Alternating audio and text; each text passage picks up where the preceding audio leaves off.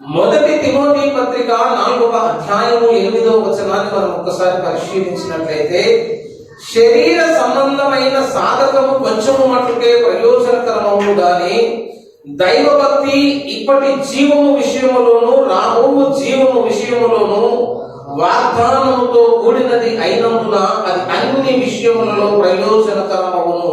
దేవుడు ఈ మాటలు మన వినికిడిలో ఆశీర్వదించును గాక. ఆమేన్.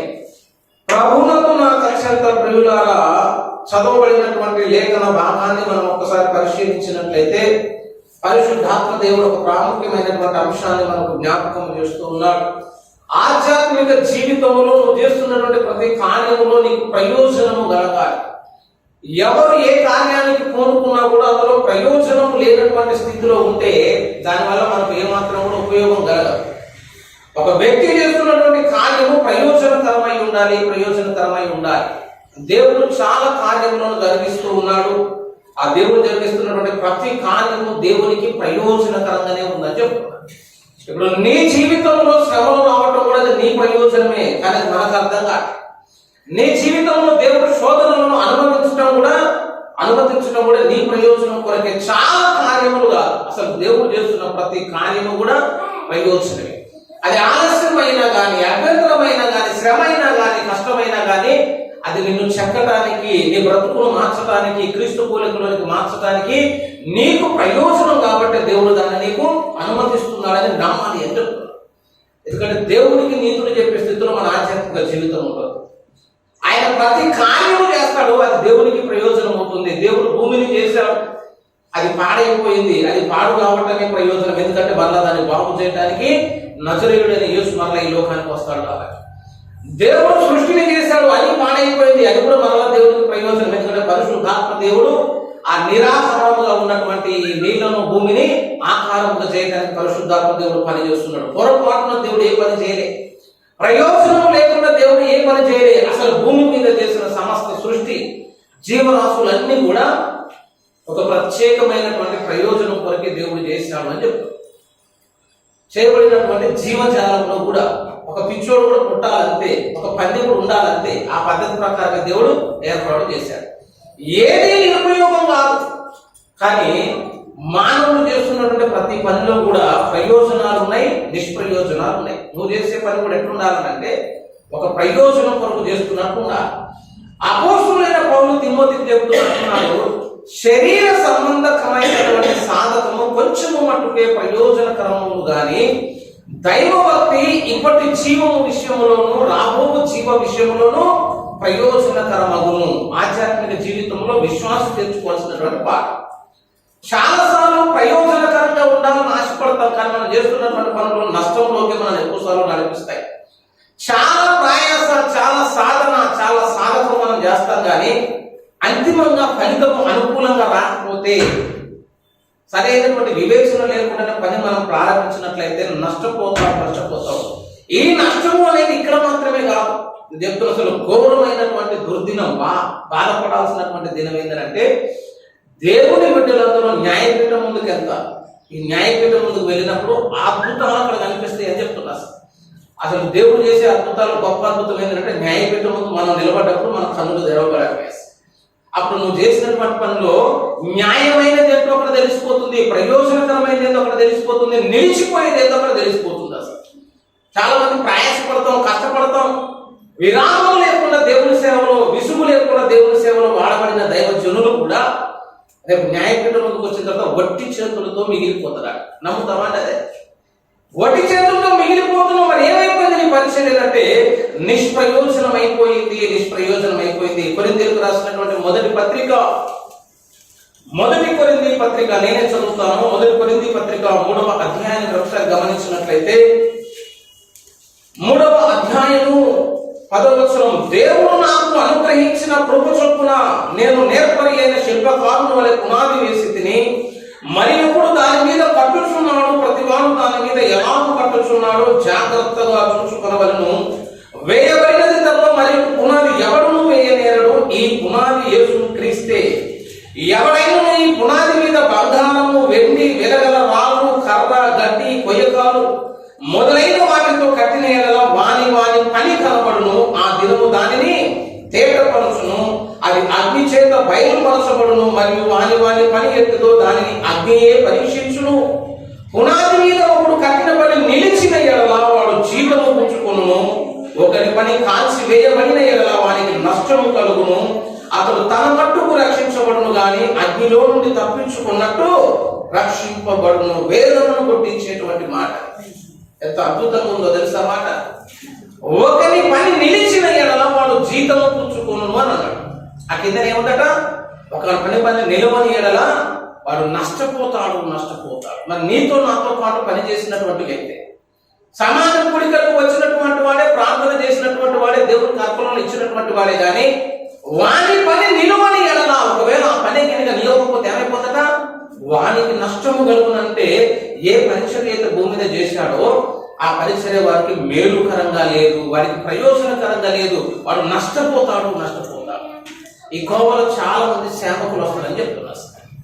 చాలా మంది సేవకులు, నేను చెప్తున్న భూమి మీద పెద్ద పేరు సంపాదించుకున్నటువంటి గొప్ప గొప్ప సేవకులు కూడా రేపు పరలోకంలో కొంతమంది కనిపించారు. మీరు ఆశ్చర్యపడవద్దు.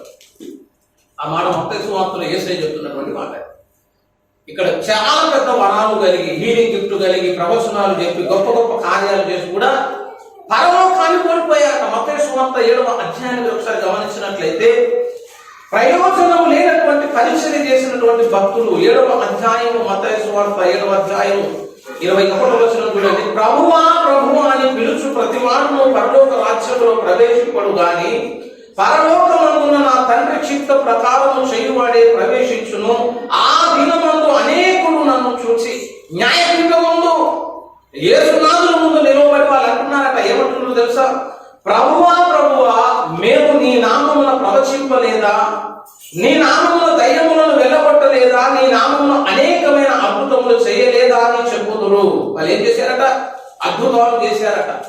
అద్భుతాలు మాత్రమే కాదు, దయ్యములను వెళ్ళగొట్టారు, ప్రవచనాలు ఎత్తి మాట్లాడారు. అవన్నీ జరిగిపోయినటువంటి సాక్ష్యాలు అని చెప్తున్నారు.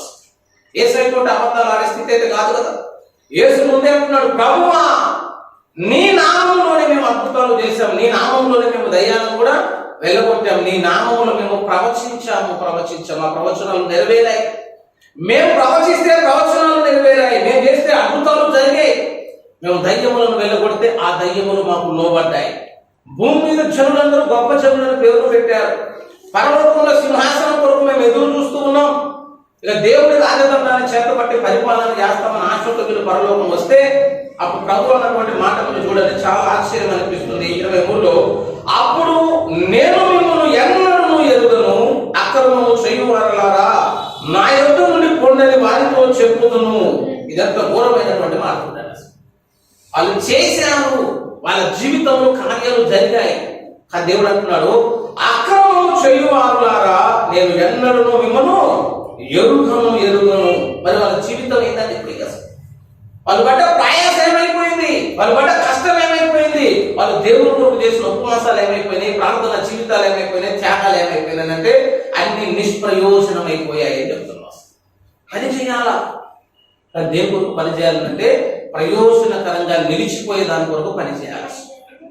నిలవని దాని కొరకు సమయం అంతా పెట్టి బ్రతుకాలం అంతా బ్రతికి దానిని కూలగొట్టుకోవడానికి కానీ ఆధ్యాత్మిక జీవితంలో ప్రతి దానికి ఒక ప్రయోజనం ఉండాలి. నువ్వు చేస్తున్నటువంటి ప్రతి పనిలో కూడా ప్రయోజనం ఉండాలి. సేవకులు చాలా మందికి ఇక్కడ ప్రయోజనం లేకుండా పోతుంది, బహుమానం లేకుండా పోతుంది, జీతం లేకుండా పోతుంది. అట్లనే విశ్వాసులు కూడా ఏ కార్యం చేసినట్లు ఉండాలి, ఇప్పుడుగా అది నీకు ప్రయోజనకరమవును అన్నట్లుగానే న్యాయపీఠం ముందు నిలిచేటట్లుగా, దేవుడు బహుమానం ఇచ్చేటట్లుగా నీ సాధన ఉండాలి. ఇప్పుడు పౌలు అంటున్నాడు, శరీర సంబంధమైన సాధకము అనేది ఒకటి ఉంది. అసలు ఈ శరీర సంబంధమైన సాధకం అంటే చాలా లోతైనటువంటి మాట. దేవుడు మానవుని చేశారని ఒక మాటలో చెప్తారు, అక్కడ చెప్పొద్దు. అసలు దేవుడిని మానవుని చేసింది కొన్ని అధ్యాయాలు రాయాలి. అసలు నీ గురించి నీకు తెలియట్లేదని నేను చాలా సార్లు చెప్తాను. శరీరం అంటే సామాన్యమైనది కాదు, మానవుడు అంటే సామాన్యమైన వాడు కాదు. ఏదైనా తోటలో అసలు మొట్టమొదటి అద్భుతం పేరు చెప్పమంటే, అసలు దేవుడు చేసిన అన్నింటిలో కూడా ఒక అద్భుతం చెప్పమంటే దేవుడు చేసిన మానవుడు అని చెప్పాలి. ఈ దేహము కానీ, ఈ నిర్మాణము కానీ, ఈ నిర్మాణానికి ఉన్నటువంటి ప్రాముఖ్యత కానీ, ప్రయోజనం కానీ ఇంకా మానవుడు తెలుసుకోలే. మానవుని దేహముకు ఉన్నటువంటి విలువ ఎంత గొప్పదో తెలుసా?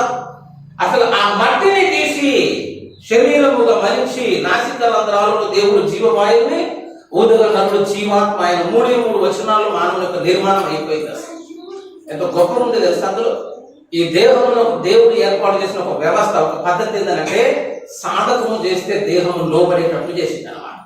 ఇప్పుడు ఒక గోడ కట్టామనుకో అట్లనే ఉండిపోవాల్సిందే, దాంట్లో మార్పులు చేతులు ఉండవు. గోడ అంతే ఉంటుంది, అవసరమైతే కూలిపోతుంది, లేకపోతే పాడైపోతుంది. కానీ దేవుడు ఒక చిన్న నలుసులాగా తల్లి గర్భంలో దాన్ని తయారు చేస్తున్నాడు. అది ఏమైపోతుందంటే దినదినం ఎదుగుతూ ఉంది, సంవత్సరం కొద్ది ఎదుగుతుంది, అవయవాలు పెరుగుతున్నాయి. ఏది పెరిగినా కూడా ఒక క్రమ పద్ధతి ప్రకారమే పెరుగుతుంది. కన్నులు 2 వస్తున్నాయి, ముక్కు 1 వస్తుంది. అవి కూడా వయసు తగ్గట్టు ఎదుగుతున్నాయి. ఒక నిర్మాణానికి అనుకూలంగానే ఆ దేహం అంతా కూడా నిర్మించబడుతుంది. ఎదుగుదల ఉంది.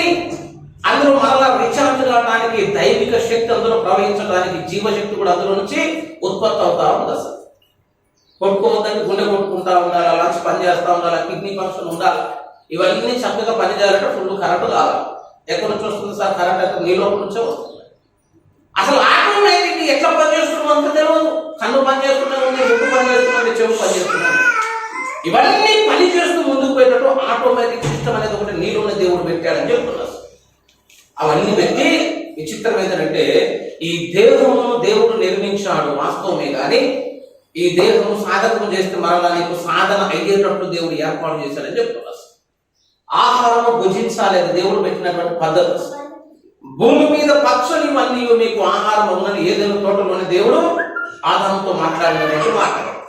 ఆహారాన్ని భుజించాలి అంటే లోపల ఒక వ్యవస్థను దేవుడు పెట్టాడు. ఆకలి అనే దాన్ని దేవుడే ఏర్పాటు చేశాడు. విచిత్రం ఏంటో తెలుసా?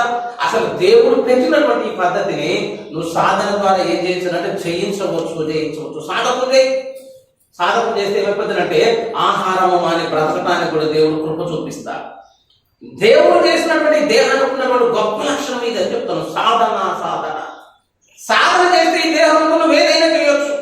సాధన చేస్తే ఈ దేహంతో అద్భుతాలు చేయొచ్చు. సాధన చేస్తే ఈ దేహంతో విచిత్రాలు నువ్వు చూడొచ్చు అని చెప్తున్నా.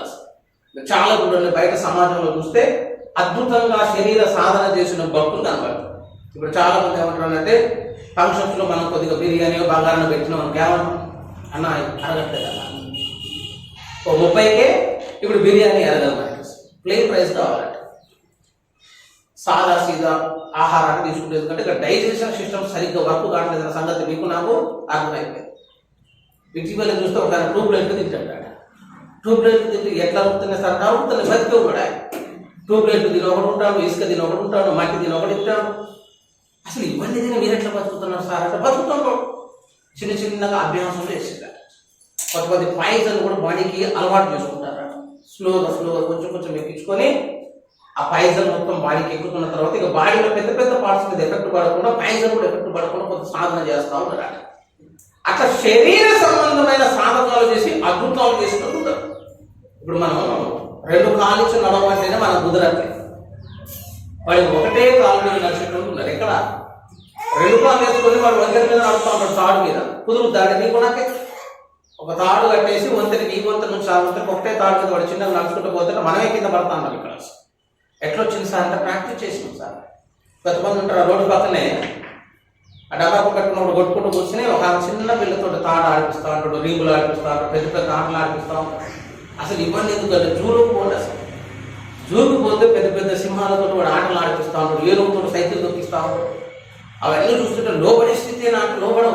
కానీ మానవుడు తన జ్ఞానంతో ఏం చేస్తుంటే వాటిని కూడా లోపరుచుకున్నాడు. సాధన చేస్తే లోబడుతుంది, అన్ని లోబడుతున్నాయి. సాధన చేస్తే నీ దేహం కూడా లోబడుతుంది. చాలాసార్లు మనం అంటాం శరీరమును లోపరుచుకుంటానే ఉపవాసం ఉండాలి, కానీ అది ఒకటే రోజుతో వచ్చేది కాదని చెప్తున్నాం. కొంతమంది ఒకటేసారి పెట్టుకుంటారు, 10 రోజులు ఫాస్టింగ్ ఉంటారు. అనగానే మళ్ళీ నాకు 3వ రోజు 4వ రోజు మళ్ళా ఫోన్ వస్తుంది, ఎందుకంటే మళ్ళీ సెలైన్ ఎక్కియాలి. అంత ఆదేశం ఎందుకు జ్ఞాపకం అంటే ఉండాలని అనుకుంటాను. నీ బాడీ దానికి సెట్ కాదని చెప్తాను. ఎందుకు సెట్ కాదంటే అసలు 3 పూటలు శరీరానికి నువ్వు పెట్టే అవకాశం ఇచ్చావు. ఒకటేసారి దాన్ని మానేసరికి శరీరం ఏమైపోతుందిగా డల్ అయిపోతుంది, నీకు సహకారం అందించాలి. అట్లా ఏం చేయాలంటే ఈ శరీరంలో కొంత సాధన చేయాలి అని చెప్తాను. ఒకటేసారి బంద్ చేయకుండా ఒక పూట బంద్ చేసి సాయంత్రం కొద్దిగా సెట్ అవుతుంది, 2 రోజులు బంద్ చేయి సెట్ అవుతుంది, 3 రోజులు బంద్ చేయి సెట్ అవుతుంది. అట్లా ఒక పూట శరీరం నీకు అలవాటు అయిపోతుంది. అసలు కొంతమంది చెప్పారు, మన పెద్దలు చెప్పి ముచ్చట ఏంటంటే ఈ దేహమునకు ఏదైనా ఒక 21 days కనుక నువ్వు ప్రాక్టీస్ చేపించగలిగితే ఆ దేహం ఆటోమేటిక్గా దాంట్లోకి కన్వర్ట్ అయిపోద్ది అనమాట, ఆ ప్రోగ్రాంలోకి వచ్చేస్తుంది. అందుకే యోగాలో కూడా ట్రైనింగ్ ఇచ్చినప్పుడు 21 days పెడతారు ఎక్కువ శాతం.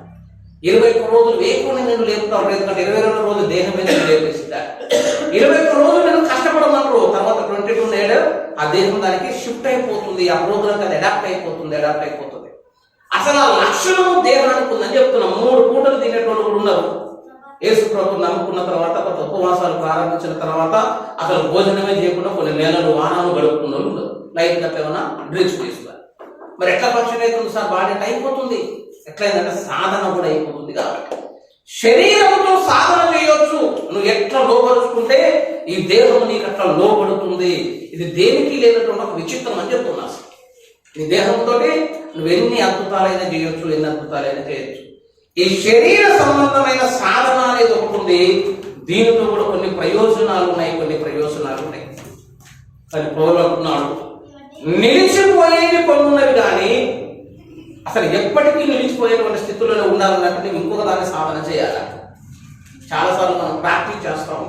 సాధన అంటే ఏంటంటే అభ్యాసం చేయడం. చిన్నప్పుడు అక్షరాల అభ్యాసం చేయాలి, తర్వాత ప్లేయర్స్ అయితే ఆ గేమ్ని అభ్యాసం ప్రాక్టీస్ చేస్తూ ఉండాలి, కళాకారులు అయితే దాన్ని ప్రాక్టీస్ చేస్తూ ఉండాలి. అట్లా ఎప్పుడైతే నువ్వు సాధనలో మిస్ అయిపోతావో అందులో ఉన్నటువంటి రితం మిస్ అయిపోతుంది. అట్లనే శరీరంతో చేస్తున్నటువంటి సాధనలు ఎట్లయితే ఉన్నాయో ఆ కింద అంటాడు దైవ భక్తి విషయంలో కూడా మాట ఉంది. వాస్తవంగా అక్కడ రాస్తే మనం ఎట్లా రాయాలంటే శరీర సంబంధమైన సాధకము కొంచెము మట్టుకే ప్రయోజనకరములు కానీ ఆత్మ సంబంధమైన సాధకము రావాలా. శరీరం అన్న తర్వాత ఇక్కడ కిందకి ఏం రావాలా? ఆత్మ సంబంధమైన సాధకం రావాలి. కానీ అక్కడ ఏం వాడబడ్డదంటే దైవ భక్తి అని మాట. దైవ భక్తి సాధన కావాలి. శరీర సంబంధమైన సాధనలు మేలున్నాయి, అవి కొంతవరకే ఇక్కడ వరకే పనికొస్తాయి. కానీ ఆత్మ సంబంధమైన సాధకము దైవ భక్తిలో సాధన చేస్తే మాత్రం అది ఈ యుగములోను రాబో యుగములోను అది నీకు ఏమైపోద్దట? ప్రయోజనకరమవును. సాధన చేసి భూమి మీద అద్భుతాలు చేసుకుంటున్నారండి. పికాసో తెలుస్తారు. Picasso great painter. ఎంత గొప్ప పెయింటర్ అని అంటే 10 నిమిషాల్లో 10-15 లక్షలు విలువ చేసేటువంటి చిత్రాలను చిత్రిస్తున్నాడు ఆయన. ఆయన వేసినటువంటి ఒక చిత్రం ఎంత పలుకుతుందట? 10 లక్షల పై మాటే పలుకుతుందా? ఎంతసేపట్లో చేస్తారయ్యా మీరు ఇమేజ్ అంటే ఒక 2-3 నిమిషాల్లో వేశారు. అంటే 2 నిమిషాలు చిత్రాన్ని చిత్రీకరిస్తే దానికి ఇంకా వ్యాపారం చేసుకుని మనం అమ్ముకుంటే 10 లక్షల పై మాటే. ఒకసారి ఒక మార్కెట్లో పికాసో కనబడి పికాసో దాన్ని గుర్తుపెట్టి, అయ్యా మీ గుర్తుగా నాకు ఏదైనా ఒకటి ఇయ్యడనా అనగానే ఒక చిన్న పేపర్ మీద ఒక చిత్రాన్ని చిత్రీకరించి కింద పికాసో సైన్ పెట్టేసి సైన్ పెడితే అంత మంచిగా కనిపించలే. ఆ చిత్రం కూడా చాలా చిన్నగా ఉంది, అది పెద్ద అందంగా కూడా కనిపించట్లేదు. అన్నది ఏంటయ్యా ఇదంటే ఇది పికాసో చేసిన చిత్రం అని చెప్పమా అన్నాడు.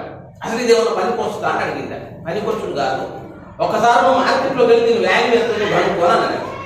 ఏమది పట్టుకొని పెయింటింగ్ కళాశాలలో పోయి ఆ చిత్రాన్ని చూపిస్తే అది 15 లక్షల పై మాట పలుకుతుంది. అవి ఆశ్చర్యం అనిపించింది. 2 నిమిషాల్లో నిలబడి అట్లనే వేసేసాడు.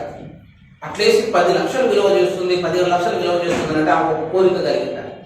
ఏం కోరిక వచ్చిందంటే 2 నిమిషాల్లో చిత్రీకరించడం ఎట్లా నాకు నేర్పడి పికాసో 2 నిమిషాలు ఇష్టం కదా. సరే నువ్వు 2 వేసినప్పుడు నేను 5 నిమిషాల్లో వేసుకుంటే, ఎందుకంటే కూర్చొని బొమ్మలు వేసుకుంటూ కూర్చోవచ్చు.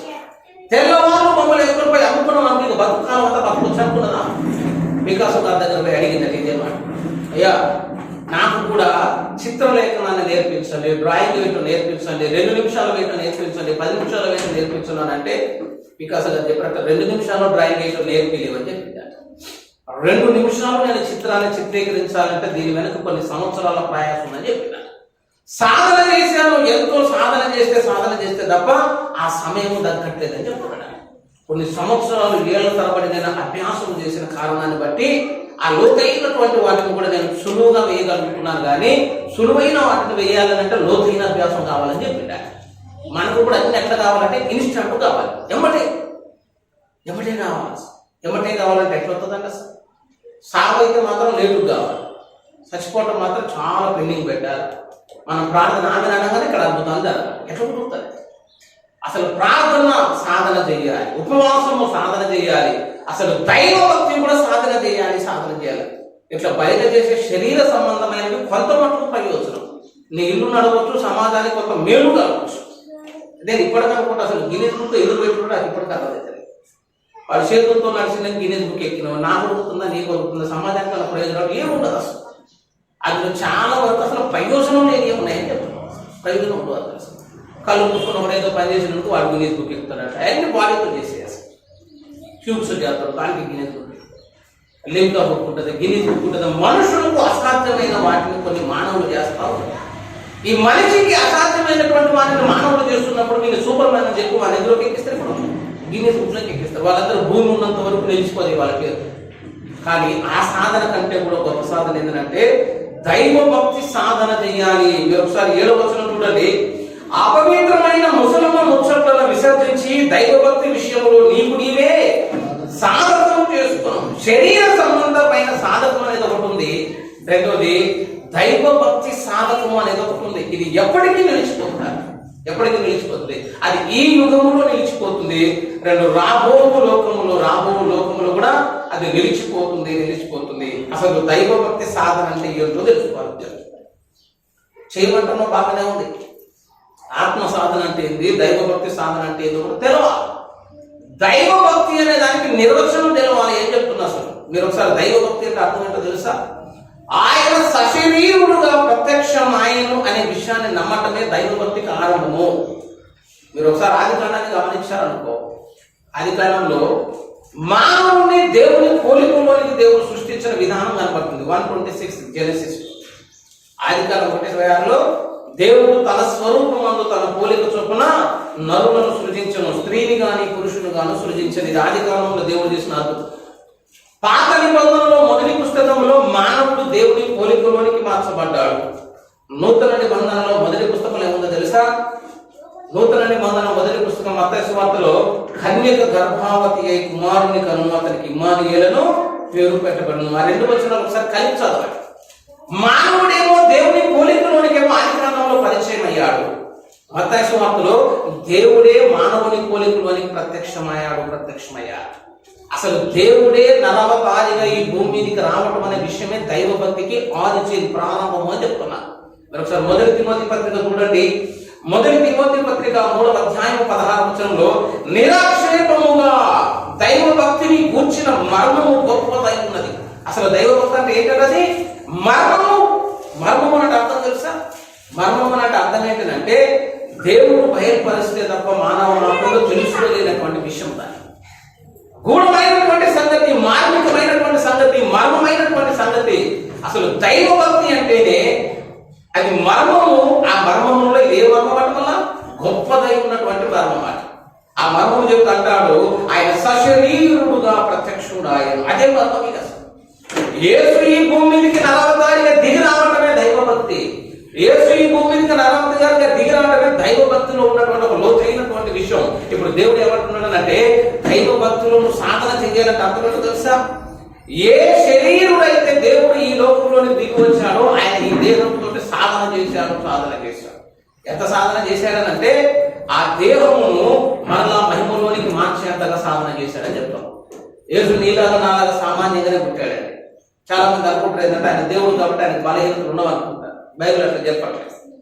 ఆయన జన్మ పాపం లేదు కాబట్టి దేవుడు పాపం చేయాలని అనుకుంటారు చాలా మంది. ఆదాము మాత్రం జన్మ పాపం ఉన్నారు. ఆదాము కూడా జన్మ పాపం లేదు, కానీ ఆదాము పాపం చేయలేదు, చేశారు. సైతానానికి జన్మ పాపం లేదు, వాడు పాపం చేయలేదు, చేశారు. అసలు యేసు ఈ లోకంలోకి వచ్చిన తర్వాత నీ దేహంలో ఉన్నటువంటి ప్రతి బలహీనత యేసు యొక్క ఉందని చెప్తున్నా. ఆ మధ్యలో the Nazareth of Jesus Christ అని చెప్పేసి ఒక సినిమా తీశారు, హాలీవుడ్ మూవీ. క్రైస్ట్ మీద the Nazareth of Jesus Christ. ఆ సినిమాలో మొత్తం యేసయ్య ఏం చేస్తాడు? అన్ని పాపాలు చేస్తా ఉంటాడు. ఒక 2 స్త్రీల దగ్గర వ్యభిచారం చేస్తారు, ఒక దగ్గర దొంగతనం చేస్తారు, పాపం జీవితం సినిమా మొత్తం అట్లనే ఉంటుంది. అసలు అందులో యేసయ్య చేసిన ఒక మంచి పని కూడా ఉండదు. ఇప్పుడు మనం సినిమా తీసినాం అనుకో, 5 రొట్టెలను చేపల అద్భుతం చేసింది, చచ్చిపోయిన లాజరును అయిపోయింది, లేకపోతే శిలువ మీద యాగం అయిపోయింది, యేసయ్య పుట్టి నీ పెట్టుకుంటాం. ఆ సినిమా తీసిన తర్వాత, నజరేత్ అనే సినిమా తీసిన తర్వాత ఆ సినిమా చూసి అందరూ అడిగినట్టు ఇదేం సినిమా రా బాబు, ఆయన పరిశుద్ధులను బైబిల్ చెబుతా ఉంది, నువ్వు అన్ని పాపం చేసినట్టు తీసుకుని ఏమన్నా ప్రయోజనం ఉందా, నిలబడుతుందా అన్నాడు. ఆయన అన్నాడు, అసలు ఇదంతా ఎందుకు తీసినా మీకు తెలియట్లేదు. నేను ఎందుకు తీసినంటే యేసుక్రీస్తు కూడా ఎన్నో శోధనలు వచ్చినాయి. ఆ శోధనలన్నింటినీ యేసయ్య జయించి పరిశుద్ధుడు అనే సాక్ష్యాన్ని పొందాడు. అసలు ఆయనకు వచ్చిన శోధనలన్నీ జరిగితే ఎట్లుంటుందో నేను తీసానని ఆయన కుమ్మల కామెంట్ పెట్టినాడు. అదే మాట హెబ్రీ పత్రికలో కూడా ఉందని చెప్తున్నాం. జయించిన మాట గురించి మనం మాట్లాడుతున్నాం. అసలు వచ్చిన శోధనలు ఎంత భయంకరంగా ఉన్నాయంటే హెబ్రీలకు రాసిన పత్రిక మీరు ఒకసారి గమనించండి. ఒక అద్భుతమైనటువంటి మాట కనిపిస్తుంది. యేసునాథుని భక్తి గురించి మాట్లాడుతూ యేసునాథుని యొక్క ఆధ్యాత్మిక జీవితం గురించి మాట్లాడుతున్నటువంటి మాట హెబ్రీలకు రాసిన పత్రిక 4వ అధ్యాయము 15. మన ప్రధాన యాజకుడు మన బలహీనతల యందు మనతో సహానుభవము లేనివాడు కాదు గాని సమస్త విషయములలో మన వలనే శోధించబడినను ఆయన పాపము లేనివాడిగా ఉండెను. మన బలహీనతల యందు మనతో సమానమైన అనుభవము లేనివాడు కాడు గాని. యేసు కూడా నీలాగా నాలాగా పాపం చేయాలని ఆలోచన వచ్చింది, కానీ చెయ్యడు. పాపము లేనివాడిగా ఉన్నాడు. యేసుకు ఆకలైంది, యేసు అలసిపోయాడు, యేసు బాధపడ్డాడు. ఎన్నో శోధనలు యేసయ్య దాకా వచ్చినప్పుడు యేసయ్య ఏం చేసినట్టు వాళ్ళన్నిటిని కూడా జయించాడు. మన బలహీనతల యందు మనతో పాటు సమానమైన అనుభవం కలిగిన వాడు. ఈ దేవుడు ఎన్ని సమస్యలు వస్తాయి, అన్ని సమస్యలు యేసుకు వచ్చాయని చెప్తున్నాడు. యేసు వయసుకు వచ్చిన తర్వాత దేహమును బట్టి కలగాల్సిన ప్రతి శోధన కలిగింది. అన్ని శోధనలు కలిగే వాటన్నింటి నుంచి విడిపించబడ్డాడు. హెబ్రీలకు రాసిన పత్రిక 2వ అధ్యాయం 18వ వచనాన్ని చూడండి. తాను శోధింపబడి శ్రమ పొందెను కనుక శోధింపబడు వారిని సహాయం చేయగలవాడై ఉన్నాడు. ఈ దేహంతో నీకున్న ప్రతి బలహీనత, కామక్రోధాలు యేసయ్యకున్నాయి, బాధ యేసయ్యకుంది, దుఃఖం యేసయ్యకుంది, కన్నీరు యేసయ్యకుంది, ఆకలి యేసయ్యకుంది. అన్ని విషయాలలో నీతో సమానమైన అనుభవం కలిగిన వాడు. మరి చేయకుండా ఎట్లున్నావు యేసయ్యనంటే దైవభక్తి చేశాడని చెప్తున్నా. సాధన చేశారు. దాన్ని ఆత్మ సాధన అంటాం, క్రైస్తవులు దైవభక్తి సాధన అంటాం. ఏం చేయాలి దైవభక్తి సాధన అంటే? సశరీరుడుగా ప్రత్యక్షుడు ఆయన క్రీస్తు దినదినము ఎదిగి మానవుని పోలికలోనికి మార్చబడి 33.5 సంవత్సరాల పరిశుద్ధ జీవితాన్ని ఎలాగో జీవించాడో ఆ మాదిరిలో బ్రతకటాన్ని ఇప్పుడు ఏమంటామనంటే ఆత్మ సాధకము చేయబడునా అని అన్నమాట. యేసుకు సాధ్యమైంది, మరి నీకు నాకు ఎందుకు సాధ్యం కాదు అని అడుగుతున్నాడు. యేసుకు ఒక మాదిరి చూపించడానికి లోకానికి వచ్చాడు. యేసయ్య ఎందుకు మానవ అవతారం ఎత్తాడో దానికి 100 కారణాలు చెప్పవచ్చు. అందులో ఒక కారణం ఏంటంటే రేపు ఈ దేవుడితో నిన్ను పాపం చేసి న్యాయపీఠం ముందు నిలవబెట్టిన తర్వాత దేవుడు నేను లెక్కలు ఉంటాడు. ఎందుకు ఇట్లా అబద్ధాలైన బిడ్డ, ఎందుకు నీ జీవితాన్ని ఇట్లా పాడు చేసుకున్నావు అంటే అప్పుడు మనం అంటాం ఈ దేహంలో ఎన్ని సమస్యలు ఉంటాయి నీకు తెలియజేస్తాయి. తలంపులు జరిగిపోతావు, ఆలోచనలు జరిగిపోతావు, పాపం చేయాలని ఆలోచన వచ్చింది. ఈ దేహం సంగతి నీకు అంతగా తెలవలేదు, ఎందుకంటే నువ్వు మహిమలో ఉన్నావు కాబట్టి. ఈ పాపం సంగతి నీకు తెలియదని యేసయ్య మీద మనం కౌంటర్ వేయడానికి ట్రై చేస్తాం. అప్పుడు యేసయ్య అంటాడు ఇట్లాంటి సమస్యలు ఉన్నాయనే నేనే నీకు వచ్చి మట్టి దేహంతో 33.5 సంవత్సరాలు బ్రతికి పాపం లేకుండా బ్రతికి చూపించి ఒక సాక్షిలాగా దేవుడు నిలవబడ్డాడు. ఒక మాదిరిగా ఉన్నాడు. అట్లాంటి మాదిరి చూపించడానికి యేసు భూమి మీదకి వచ్చాడు. ఇన్ని సమస్యలు ఉన్నా పాపం చేయకుండా అసలు యేసయ్య జీవితాన్ని ఒకసారి పరిశీలన చదవాలండి. సువార్తలో దొరికిన సందేశం దొరుకుతుంది కన్నులు తెరవబడితే. అసలు యేసయ్య కుటుంబం చూసినా, యేసయ్య ఇల్లు చూసినా, ఆయన కన్నీరు చూసినా, ఆయన దుఃఖం చూసినా మన వల్ల కాదు. చిన్నతనంలో తండ్రిని కోల్పోయాడు. కుటుంబ భారం అంతా యేసయ్య మీద పడ్డది. రెక్కాల దగ్గర డొక్కాలని పరిస్థితి, తమ్ములందరూ సాధారణ మరియమ్మని ఎలుకోవాలా, నింద రాకుండా కాపాడుకోవాలి. ఇన్ని నిందలు వచ్చిన వాటన్నింటిని భరించాలా. వీటన్నింటిని మోస్తూ ఉన్నప్పుడు మన సహోదరులు కూడా యేసును ద్వేషించడం. అసలు మనశాంతి ఆడుందని యేసయ్యలో ఉంటది అసలు. నేను చెప్తున్నా, ఆ రోజుల్లో మరియమ్మతో ఎవరు మాట్లాడరు. అసలు ఆ రోజుల్లో మరియమ్మకి ఎవరు రారు. మరియమ్మ ఏ పురుషుడితో మాట్లాడినా కూడా వాళ్ళది అనుమానమే అయిపోతుంది, ఆమెకు అవమానం అవుతుంది, కుటుంబానికి చెడ్డ పేరు అవుతుంది. లోకరాష్ట్రంలో పుట్టాడన్న మాటే కానీ ఇంట్లో సహోదరులు కూడా యేసును కనీసం ఆదరించినటువంటి స్థితి లేదు. యాకోబు యేసుతో మాట్లాడాడు, యూదా యేసుతో మాట్లాడాడు. మరియమ్మ యేసుని దగ్గర తెచ్చుకుంటే తమ్ముళ్ళు ఎవరికి కూడా ఇష్టం ఉండదు. వాటన్నిటిని భరించాడు. ఎందుకు భరించాడనంటే వచ్చినటువంటి కార్యంతో సాధకం చేసి ముందుకు పోవాలి. నీకు ఒక మాట ఉంచుకోవాలి కాబట్టి, నేను రక్షణలోనికి నడిపించాలి కాబట్టి. మరి ఇన్ని శోధనలు వచ్చినా ఎలా జయించాడు అంటే ఆ జయించడానికి దేవుడు సహాయం చేస్తూ వచ్చాడు. ఇప్పుడు అదే సాధన నేను కూడా చేయాలని చెప్తున్నాను. దైవభక్తి సాధనలో ప్రాముఖ్యముగా చేయాల్సినటువంటి కార్యములు కూడా ఉంటాయి. ఇప్పుడు శరీర సాధనము అని పైన చెప్పుకున్నాం, కింద ఆత్మ సాధన, దైవభక్తి సాధన అంటే అర్థం ఏంటంటే నీ దేహంలో ఉన్నటువంటి ప్రతి అవయవము కూడా దేవునికి లోబడేటట్లుగా నువ్వు సాధన చేయాలి. శరీరంలో ఉన్న ప్రతి అవయవం కూడా దేవునికి లోబడేటట్లుగా సాధన చేయాలి. ఇంకొక మాట చెప్తా, అసలు ఈ దేహంలో ఉన్న ప్రతి అవయవము దైవ దేహంలో ఉన్న అవయవం లాగా మార్పు చెందాలి. ఈ మాట అర్థం కాకపోతే ఇక నేనేం చేయలేదు. అసలు నేనేం చెప్తున్నానంటే, పుట్టినప్పుడు నీకు కొన్ని అవయవాలు ఉన్నాయి, ఆ అవయవాలు నీకు లోబడవు. ఆ లోబడని అవయవాన్ని నువ్వు ఏం చేయాలంటే దేవునికి లోపరిచేటట్టు సాధన చేయాలి. ఇది మొదటి పెట్టు. శిఖరాగ్రం ఏంటంటే ఆ అవయవము సాధన చేసి చేసి చేసి ఎట్లా పోవాలంటే స్వయాన దేవుని యొక్క అవయవం లాగా కన్వర్ట్ అయిపోతుంది.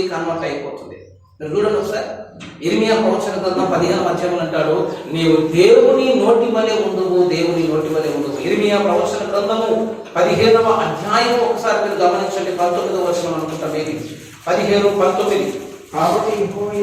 కాబట్టి యెహోవా ఇలాగు సెలవిచ్చును, నీవు నా తట్టు తిరిగిన ఎడల నీవు నా సన్నిధిని నిలుచున్నట్టు నేను నిన్ను తిరిగి రప్పింతును. ఏది నీచములో ఏది ఘనములో నీవు గుర్తుపట్టిన ఎడల నీవు నా నోటి వలె ఉండవు అన్నాడు. ఎట్లా అయిపోతాడు ఈయన? దేవుని నోరవ్వాలి. అసలు నోటిని సాధకం చేయడం మొదటి పెట్టయితే అసలు నీవే నోరైపోవటం ఉన్నతమైనటువంటి మెట్టు. ఆ మెట్టులోకి రావాలంటే ఏం చేయాలట? ఏది నీచములో ఏది ఘనములో నీవు గుర్తుపట్టిన ఎడల తెలవద్దా వచ్చట చెప్తున్నా. అసలు ఆ ఒక్క మాట మీద మన బైబిల్లో ఆది కాలం నుంచి రావచ్చు. ఏది నీచములో అవ్వమే గుర్తుపట్టి ఇంత సమస్య వస్తుందా? ఏది నీచములో గుర్తుపట్టి వివేచన ఉన్నట్టయితే అసలు ఆ పండు మనకు మేలు కదా నాకు తెలుసుకోలేదా అంటే, ఏవి నీచములో ఏవి ఘనములో ఏది చెయ్యాలో ఏది చేయకూడదో నీవు గుర్తుపట్టిన ఎడల నీవు దేవుని నోటి వలె ఉండు. యాకోబు దేవుని నోరు అని చెప్తున్నా. ఎందుకో తెలుసా? జ్యేష్ఠత్వం యొక్క విలువ యాకోబు తెలుసుకున్నాడు, కానీ ఏశావు తెలుసుకోలేక. విలువైనది గుర్తుపట్టాలి. ఇప్పుడు మనం కూడా చాలా సార్లు నోరు అనుకుంటాం. ఏం చెప్తున్నా? అసలు భూమి మీద ధనం అనేది ఒక చిట్టుకాయ సైతం అని చెప్పి వాడు అసలు పట్టించుకుంటాడు. అది విలువైనది వానికి ధనము కాదు, కానీ ధనం ఇదం జగత్ అని ఒక సామెత వచ్చింది.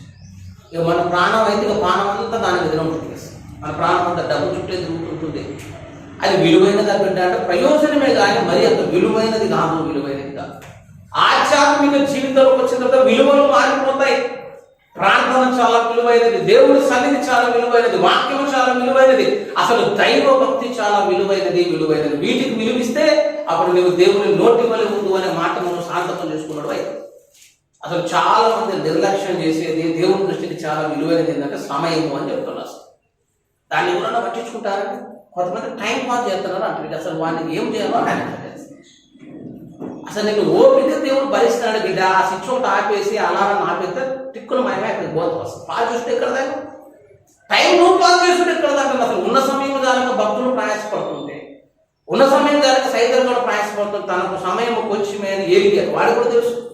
టైం బాగా చూసేది ఏసయ్య, తర్వాత సైతం, తర్వాత దేవునితో కలిసి నడిచి అనుభవం ఉన్న భక్తులు చూస్తారని చెప్తాను.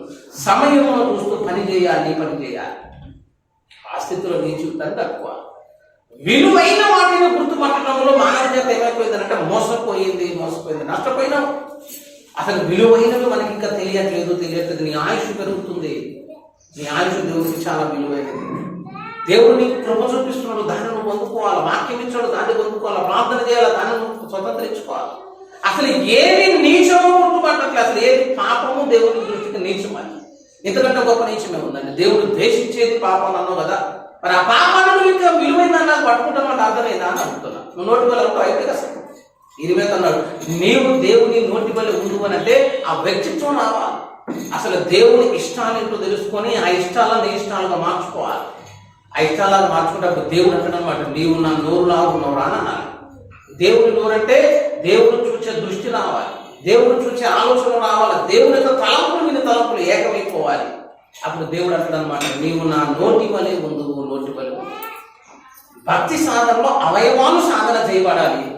ఈ సాధన చేయబడిన అవయవాలు తర్వాత దేవుని అవయవంలోనికి మార్పు చెందాలి. ఇప్పుడు కన్నులతోటి యోగు నిబంధన చేసుకున్నాను బయట. కన్యకును నా కన్నులతో నేను ఎలా చూచేదనో నన్ను నా కన్నులతో నేను నిబంధన చేసుకుంటుని. నేనే ఇంకొక చెడు చూపు చూస్తే నా భార్య వేరొక తిరుగలి విసురును గాక అంటే నాలో పాపమే ఉంటే, నాకు అనుకు నేను పాపమే చేస్తే నాకున్న యావనాస్తులు కోల్పోయి నేను ఒక దాసుని అయిపోయి నా భార్య దాసురాలైపోయి ఒకళ్ళింట్లో మేమే కూలికి వెళ్ళిపోయే స్థితిలోనికి మా జీవితాలను దేవుడు నడిపించును కాక అని చెప్పినాడు. కుదిరే కూర్చోటైనా అంత గొప్ప మాట ఎందుకు అనాలి యోగు అంటే నా కన్నులతో నేను నిబంధన చేసుకున్నాను. అసలు మళ్ళీ ఈ కన్ను దగ్గర వస్తే మళ్ళీ ఏదో తోటలోకి పోవాలి. అవ్వమ్మ ఆ పండుగ చూడకపోతే ఆయన రమ్యమున ఇంకుట చూచి అన్నాడు. ఆ పండుగకి అందంగా కనపడకపోతే ఏమో చూసేదాన్ని ఇక కన్నులతో చూసి అది మళ్ళీ పాపాన్ని మూట కట్టుకున్నది. 2 పండ్లు మూట కట్టుకున్నది. ఆదాము దగ్గర తీసుకుని వచ్చేసి కన్ను సరిగా లేదు. కానీ వాక్యం ఏం చెప్తుందో తెలుసా? పరమగీతంలో సంఘకానికి నీవు గువ్వ యొక్క కన్ను అని చెప్పాడు దేవుడు. గువ్వ కన్ను కాదు, గువ్వ యొక్క కన్ను అన్నట్టు అర్థం ఏంటంటే గువ్వ అంటే పరిశుద్ధ బైబిల్ గ్రంథంలో పరిశుద్ధాత్మ దేవుడు. పరిశుద్ధాత్మ దేవుని కన్ను ఎట్లుంటుందో నీ కన్ను నా కన్ను కూడా అట్లా మార్పు చెందాలి. దైవ భక్తుల పరాకాష్ట అంటే అది. యేసయ్య కన్నులు ఎట్లుంటాయో నీ కన్ను అట్లా మార్పు చెందాలి. యేసయ్య నోరు ఎట్లుంటుందో నీ నోరు అట్లా మార్పు చెందాలి. అసలు సర్వ పరిపూర్ణత క్రీస్తులోనికి ట్రాన్స్ఫర్మేషన్ అయిపోతే అప్పుడు దైవ భక్తి సాధనలో నువ్వు విజయం సాధించినట్టు లెక్క. యేసయ్య నోరు ఒకలాగుంది, నీ నోరు ఒకలాగున్న బట్టి. యేసయ్య పిలుపు ఒకలాగుంది, నీ పిలుపు ఒకలాగున్న బట్టి. అసలు యేసయ్య పెదాలకు ఉంటా తెలుసా? దయగలిగిన మాటలు ఆయన నోట నుండి వస్తాయి. అసలు అప్పగించడానికి వచ్చిన కూడా దేవుడు ప్రేమతో పిలిచాడు. ఆయన చెలికాడ నీవు చేయవచ్చిన పనిని కాదు. మనం అసలు ఏ పని కానీ మనం అంత తీసుకురావచ్చు యువతలాగా దేవుడు కన్నీరు కట్టు వచ్చి మాది కూడా దేవుడు నోరే అట. నేను చెప్తున్నా, అసలు నీ ముఖము చూడాలని దేవుడు ఆశపడుతున్నాడు, నీ స్వరాన్ని వినాలని దేవుడు ఆశపడుతున్నాడు. కానీ అవి ఇప్పటికి కూడా కనిపించవు, నీ ముఖం దేవుని కనిపించవు. చాలా మంది ఏమనుకుంటారంటే ఆయన కన్నులకు మరుగు లేక సమస్తము తేటగా కనబడుతుంది. వాక్యమేనా? దేవుడు అందరినీ చూస్తాడనేది వాస్తవమే. కానీ ఆ అందరిలో దేవుడికి కొన్ని ముఖాలు కనబడవు అని చెప్తున్నారు. దేవుడు కొన్నిసార్లు బ్లైండ్ అయిపోతాడు, దేవుడు కొన్నిసార్లు బ్లైండ్ అయిపోతాడు, డెఫ్ కూడా అయిపోతాడు. బైబిల్ చెప్తున్నటువంటి మాట, అసలు మీ ముఖము దేవునికి కనిపించదు. 59 యెషయాలో అంటాడు, రక్షింప నేరక ఉన్నట్లు ఆయన హస్తము కొరచ కాలేదు, విననేరక ఉన్నట్లు ఆయన చెవులు మందము కాలేదు. కానీ మీ పాపములు మీకును మీ దేవునికి అడ్డుగా వచ్చుచున్నవి. అడ్డుగా వచ్చుతున్నాయి కాబట్టి నీ ముఖం కనపడట్లేదా? మరి అంతా చూస్తానన్నావు కదా, అంతా చూస్తాడు.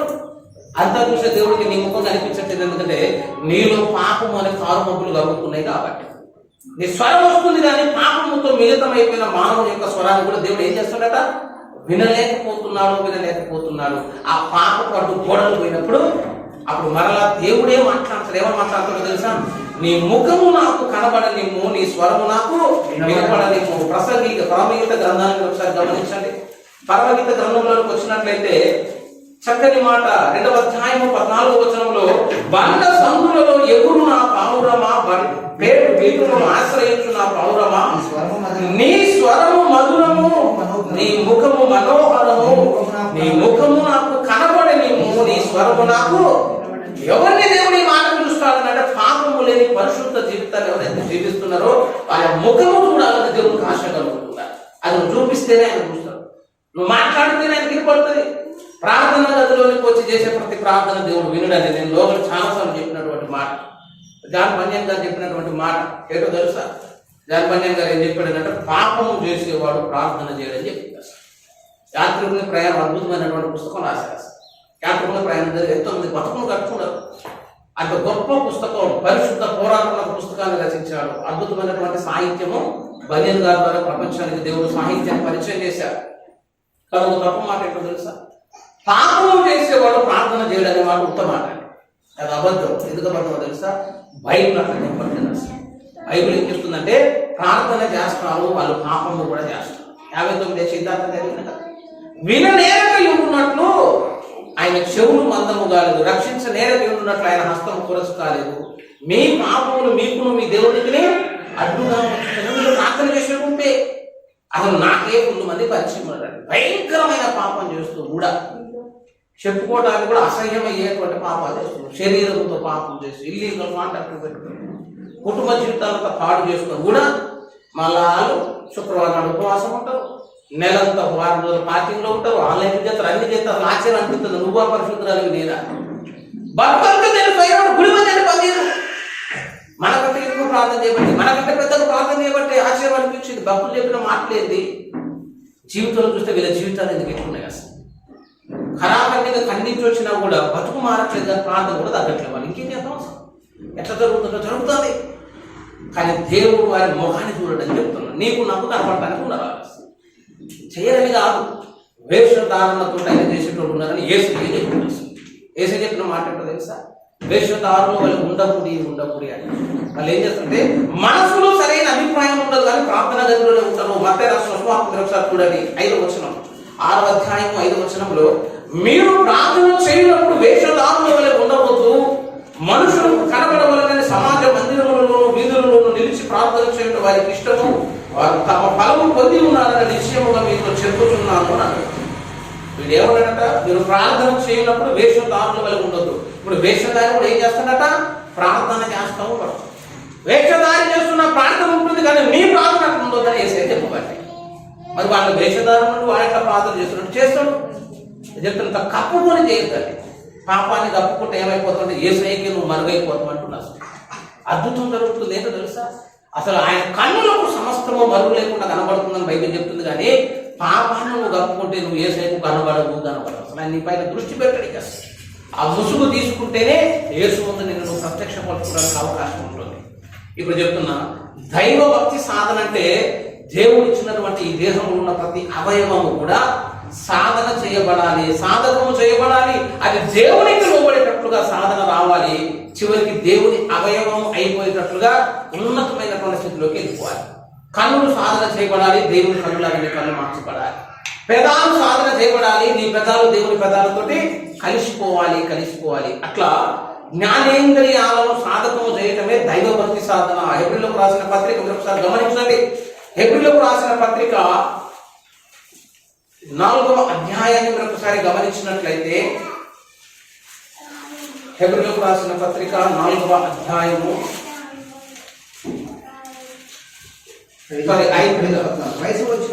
వయసు వచ్చిన వారు అభ్యాసము చేత మేలు కీడులను వివేచించుటకు సాధకము చేయబడిన జ్ఞానేంద్రియములు కలిగి ఉన్నాము. చాలండి. ఏ జ్ఞానేంద్రియాలకి? సాధకము చేయబడిన జ్ఞానేంద్రియాలు. వయసు వచ్చిన వారు అంటే పరిపూర్ణులు, సంపూర్ణులు అని అర్థం. అంటే దైవభక్తి సాధనలో ముందుకు సాగిపోయిన వారు అని అర్థం. మోషే ఒక దైవభక్తి సాధకుడు అని చెప్పవచ్చు, పౌలు ఒక దైవభక్తి సాధకుడు అని చెప్పవచ్చు, పౌలు దేవుని నోరని చెప్పవచ్చు. ఎందుకంటే ఏవేవి లాభకరములే ఉండినో వాటన్నిటిని పెంటతో సమానంగా ఎంచుకున్నాడు కాబట్టి పౌలుకు తెలుసు ఏవి నీచమో ఏది ఘనమో, మోషేకు తెలుసు ఏవి ఘనమో ఏవి నీచమో. అట్లనే సాధకము చేయబడిన జ్ఞానేంద్రియాలు కావాలి. జ్ఞానేంద్రియాలు అందరూ ఉన్నాయి కానీ ఆ జ్ఞానేంద్రియం ఇప్పుడు ఏం కావాలంట, సాధకము చేయబడిన జ్ఞానేంద్రియములు. అంటే అర్థం ఏంటంటే నీ కన్ను నీ ఆధీనంలో ఉండాలి, నీ చెవి నీ ఆధీనంలో ఉండాలి. నీకు ఇచ్చిన జ్ఞానేంద్రియాలు కానీ కర్మేంద్రియాలు కానీ నీ స్వాధీనంలో ఉండి పని చేయగలిగితే అప్పుడు నువ్వు దైవ భక్తిలో ముందుకు సాగిపోయినట్టు లెక్క. చాలా మంది మన కన్నులే మన మాట నెప్పేదానికి నువ్వు భక్తి సాధనలో వచ్చినట్ట పని కోసం కుదరదాన్ని. ఎట్లా ఉండాలనంటే ఈ జ్ఞానేంద్రియములు సాధన చేయబడేటప్పుడు అసలు ఇవి అనునాంగులాగా కొన్నిసార్లు ఉండాలి, వికలాంగులాగా కొన్నిసార్లు ఉండాలి. నేను చెప్తున్నా, అందరికి మంచిగా కొడుకు పుట్టాలా కూతురు పుట్టాలా ఉంటుంది, సకల అవయవాలు కలిగి ఆనందంగా అనునాంగులాగా ఉండాలి. అనునాంగులు అంటే అన్ని అవయవాలు కలిగిన వాళ్ళని అర్థం. కన్నం కూడా ఉండొద్దు, కాలం కూడా ఉండొద్దు, మంచి దేహం అంతా కూడా పర్ఫెక్ట్ పొజిషన్లో ఉండాలి అనునాంగులు. కానీ భక్తి జీవితంలోకి వచ్చిన తర్వాత చాలాసార్లు నువ్వు ఏమైపోవాలంటే గుడ్డివాడికి కావాలి, చాలాసార్లు ఏం కావాలంటే నువ్వు చెవిటి వాడికి కావాలి. సంపూర్ణ సాధన దైవభక్తి సాధకం జ్ఞానేంద్రియాలకు సాధకం రావాలనంటే అసలు కొన్నిసార్లు ఆ అవయవాన్ని నువ్వు వాడటం మానేసిన స్థితి ఉండాలని చెప్తాను. అసలు చాలాసార్లు పౌరులను చాలా మంది దూషిస్తాం, సౌరులను దూషిస్తా ఉంటాం, సౌరులను చాలా తక్కువ చేసి మాట్లాడుతూ ఉంటాం. కానీ సౌరులు కూడా కొన్ని లక్షణాలు ఉన్నాయి. అద్భుతమైనటువంటి సౌరులకు ఉన్నటువంటి ఒక లక్షణం ఏంటో తెలుసా? ఒకసారి చూడండి. మొదటి సమూయేలు గ్రంథము 10వ అధ్యాయం 27వ వచనాన్ని చూడండి.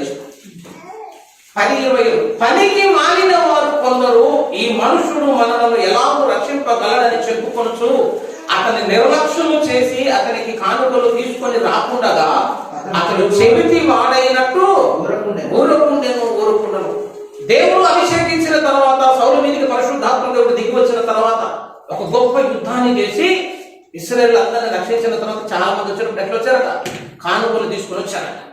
అట్లా కానుకలు తీసుకొని వస్తే అప్పుడు పౌరులు పక్కన వాళ్ళు కొంతమంది అన్నారట, అసలు వీడు మనల్ని కాపాడుతాడా? సౌలు మనల్ని కాపాడేది. సౌలు కొంత సీను లేదని చాలా మంది ద్వేషించి విమర్శించి సౌలు మీద చాలా దుర్భాషలు మాట్లాడారు. ఇవన్నీ మాట్లాడిన తర్వాత కూడా సౌలు గెలిచి వచ్చిన తర్వాత కూడా వాళ్ళని ఒక్కరిని గాయపరచలేదని చెప్తారు. యుద్ధానికి పోయే ముందు నీరసించేటట్టు మాట్లాడారు. కానీ జయం వచ్చిన తర్వాత వాళ్ళందరూ విలువ ఉంది. అసలు పిలవాలి కానీ సౌలు పిలవలేదు. ఎందుకు పిలవలేదని తెలుసా? సౌలు చెవిటి వాడైనట్టు ఉండేది. అంటే అప్పుడు వాళ్ళు మాట్లాడారు కానీ అప్పుడు సౌలు ఏం చేయలేదట, వాటిని వినలేదు. అంటే తన చెవులను ఏం చేసినట్ట, మూసేసుకున్నాడు. అసలు ఈ ఆప్షన్ ఉంటే బాగా కాదు. అసలు టాటాయిస్ ఉంటుంది కదా, టాటాయిస్ ఏంటంటే కావాలన్నప్పుడు దాని తలకాయ మొత్తం బయట తెస్తుంది, కావాలన్నప్పుడు దాని కాలు మొత్తం బయట తెస్తుంది, లేదా మొత్తం లోపల పెట్టడం. అట్లా ఏదైనా ఒకటి ఉంటే అందరిని లాకేసి పడేసిన వాళ్ళు అసలు. ఈ రెండు చేతులు కాళ్ళు తలకాయ అంత మూట కట్టి ఒక కోటులో వేసి పెడితే గోలం లేదు కదా. కానీ దేవుడు స్వతంత్రం ఇచ్చాడు, స్వేచ్ఛనిచ్చాడు కదా. సౌలు ఏమంటున్నానంటే అతడు చెవిటి వాడంట. అధికారం ఉన్నప్పుడు కూడా ఎట్లుంటామని అట్లా ఉండలేస్తాం మనమే. అతనికి అధికారం ఉంది, వాళ్ళందరినీ తెచ్చి నరికి చంపేయచ్చు ఒకటే దెబ్బతుంది. రాజు అయిపోయిండు, విజయం సాధించండు, ఇశ్రాయేలు అందరూ ఆయన చేయకూడుతుంటే కూడా ఆ పనికి మారిన వారు మాట్లాడుతున్నప్పుడు, వాళ్ళు మానవులు తీసుకోకుండా నిర్లక్ష్యం చేస్తున్నప్పుడు ఏమన్నాడంటే అతడు చెవిటి వాడైనట్టు ఉండేది. నీకు అనుకుని ఎప్పుడైనా చెవిటిలా ఉన్న అనుభవం ఉన్నాట. మన ఎన్నేమో పాముషవులు అన్నమాట. పాముషవులు అంటే అర్థం ఏంటంటే పనికిరాని వాటి అన్నింటి విధానంలో ట్రై చేస్తా ఉన్నాం. ఇద్దరు మాట్లాడుకుంటారు, నీకెందుకు మనం లేదో వాటే అటైతే ఎన్ని వినపడతా ఉంటుంది. ఏమో చెవిటి వాడేటప్పుడు మనం నేను చెప్తా అటంలో ఫుల్ వినపడే కట్టలు తయారవుతాయి. కొన్ని వింటే సమస్య, కొన్ని విన్నప్పుడు ఎట్లుండాలంటే వినికిడి లేనట్టుగా ఉండాలి. సౌలుకి ఆ లక్షణం ఉండాలి. సౌలు ప్రతీకారం తెచ్చుకోలే, చెవిటి వాడైనట్టు ఉండేది. మనం ఉన్నాం ఎప్పుడన్నా ఒకడేదో అంటున్నాడే అనుకో, సహోదరుడే అన్నాడు అనుకో, నువ్వు కాకుండా అసలు అయిపోతుంది. ఒక 10 నిమిషాలు నువ్వు చెవిటి వాడైనట్టుంటే చెవులు వీళ్ళు అనుకున్నావు అన్న, నువ్వేమన్నావు నాకు వెళ్ళిపోలేదు, సమస్య ఉండదు. అసలు ఈ అనుభవంలోకి రాకపోతే నీ చెవి ఎప్పుడు కూడా మన సాధకంలోకి రాదు. మంచిగా కొన్నిసార్లు వృత్తి వాడైనట్టు ఉండాలి. కొన్ని చూసే అవకాశం వచ్చినప్పుడు కూడా కన్నులు మూసుకోవాలి. కొన్ని వినే అవకాశం వచ్చినప్పుడు కూడా నీ చెవులను మూసుకోవాలి. కొన్నిసార్లు మాట్లాడే అవకాశం వచ్చినప్పుడు కూడా నీ నోటిని అణుచుకోవాలి. అలా చెవిటి వాడైనట్టుగా, గుడ్డి వాడైనట్టుగా, మూగి వాడైనట్టుగా సాధనలో ఇది ఒక భాగం అయితే తప్ప ఆ జ్ఞానేంద్రియాలు నీకు లోపడవు. మన పిల్లలను అసలు చాలా మంది ప్రార్థన చేస్తానంటారు కానీ ఆ ప్రార్థన వినడం ఎందుకు వినడం తెలుసా? మీరు ఒకసారి కీర్తనలో దావీదు ప్రార్థనలో ఒకసారి చూడండి. నీ పెదాలు ఎలాగో ఉండాలి, పెదాలు ఎలా ఉండాలి. 17వ కీర్తన దావీదు చేసినటువంటి భక్తులు చేసినటువంటి ప్రార్థన మనకు అక్కడ కనిపిస్తుంది. 17వ కీర్తనలో దావీదు రాసినటువంటి కీర్తన, దావీదు ప్రార్థన 17వ, యెహోవా న్యాయము ఆలకించుము, నా మొరను అంగీకరించుము, నా ప్రార్థనకు చెవియొగ్గుము. మరి కపటమైన పెదవుల నుండి వచ్చినది ఎక్కడి నుంచి రాలేదు. ప్రార్థనలో కపటం ఉండదు. కపటమైనటువంటి ప్రార్థన వస్తే నా ప్రార్థనకు దేవుడు చెవియొక్కడు. 3వ వచనం చూడండి, రాత్రి వేళ నీవు నన్ను దర్శించి నా హృదయమును పరిశీలించితివి, నన్ను పరిశీలించితివి, నీకు ఏ దురాలోచనయు కానరాలేదు. నోటి మాట చేత నేను అతిక్రమింపను, మనుషుల కార్యముల విషయం అయితే బలాత్కారంలో మార్పులను తప్పించుకున్నట్టుకై నీ నోటి మాటను బట్టి నన్ను నేను కాపాడుకొని ఉన్నాను. దావీదుకు బాధగలుగుతుంది తన నోటిని బట్టి. నోటిని సాధన చేసుకొని దేవుడు నోరులా మార్చుకున్నాడు. అంటే కపటము లేనటువంటి పెదాలతో దేవునికి ప్రార్థన చేశాడు, పరిశుద్ధమైనటువంటి హృదయంతో దేవునికి ప్రార్థన చేశాడు. దేవుడు అంటున్నాడు భక్తులతోటి, అసలు రాత్రి వేళ దేవుడు వచ్చి నీ హృదయాన్ని ఏం చేస్తాడంటే ఇప్పుడు పరిశోధించితివి అంటున్నాడు. నువ్వు ప్రార్థన చేసిన తర్వాత దేవుడు వచ్చి నీ హృదయంలో ఒకసారి తొంగి చూస్తే ఆ హృదయం శుద్ధ హృదయం అయితే నీకు బహుమానం రావడానికి అవకాశం. దావీదు హృదయం అట్టనే ఉండాలి. కపటమైన పెదవుల నుండి నేను ప్రార్థన చేయలేదయ్యా. కాల్చబడినటువంటి పెదవులు దావీదు సొంతం అయిపోయినని చెప్తాను. ఏషా పెదాలను దేవుడు కాల్చేసి, ఏషా పెదాలను కాల్చినట్టు నీ పెదాలు నా పెదాలను కూడా కాలిస్తే అప్పుడు మన నోటి నుండి మంచి మాటలు వస్తాయి. ఇంకో విచిత్రం చెప్పనా? ఏషియా గ్రంథం 1వ అధ్యాయం ఒకసారి గమనిస్తే ఏషియా అందరి మీదుగా తిరుగుబాటు చేసి ఇస్రాయేలును దూషిస్తా ఉన్నాడు. ఏమంటారు తెలుసా? ఎదు తన కామము ఎరుగును, గాడిద తన సొంత వాని దొడ్డి ఎరుగును, ఇశ్రాయేలుకు తెలివి లేదు, నా జనులకు యోచన లేదు అని గాయపరిచే మాటలు కనపడతారు. ఇశ్రాయేలు మీద దుర్భాషలు ఆడతారు, నడినెత్తి మొదలుకొని ఐకాల వరకు స్వస్థత కొంచెమైన లేదు, పిండపడలేదు, మెత్తపడలేదని ఇవన్నీ మాట్లాడి ఇశ్రాయేలు మీద నేరాన్ని మోపుతున్నాడు. అసలు జనులలో ఉన్న పాపాలు యెషయాకు కనబడుతున్నాయట, ఇశ్రాయేలులో ఉన్న లోపాలు యెషయాకు కనబడుతున్నాయట. ఇన్ని చూస్తున్నవాడు ఒకసారి మీరు చూడండి, తర్వాత మాట అంటాడు. యెషయా ప్రవచన గ్రంథం 1వ అధ్యాయాన్ని మీరు గమనిస్తేనేమో దుర్భాషలు ఆడినటువంటి మాటలు కనిపిస్తున్నాయి. అదే రీతి ఒక్కసారి 5వ అధ్యాయంలో 6వ అధ్యాయం